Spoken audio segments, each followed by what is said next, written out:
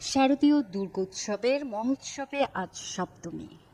টাঙ্গাইলের কালিহাতীতে সকাল থেকে মন্দির মণ্ডপে ভক্ত দর্শনার্থীদের উপচে পড়া ভিড়।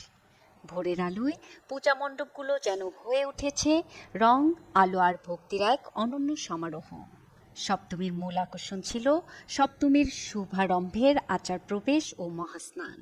পূজা অর্চনা, মন্ত্র উচ্চারণ আর ঢাক ঢোলের তাললয়ের মধ্যে প্রতিটি পূজা মণ্ডপে ভক্তরা দেবী দুর্গার চরণে অর্ঘ্য নিবেদন করেছেন। পূজারীদের কণ্ঠে জয় মা দুর্গা ধ্বনিতে মুখরিত হয়ে উঠেছে কালিহাতীর গ্রাম শহর।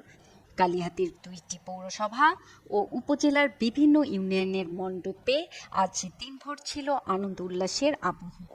পরিবার পরিজন নিয়ে মানুষজন ভিড় জমাচ্ছে প্রতিমার সামনে।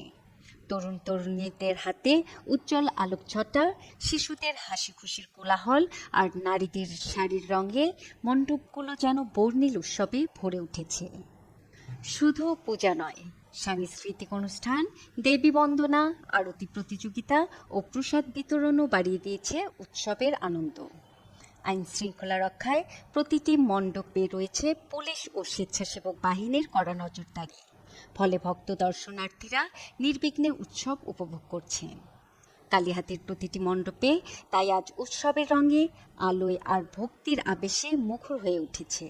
শারদীয় দুর্গোৎসব শুধু ধর্মীয় উৎসব নয়, বরং মিলন মেলার মহা উৎসব, যা কালিহাতীর জনপদকে করে তুলেছে প্রাণবন্ত ও বর্ণিল।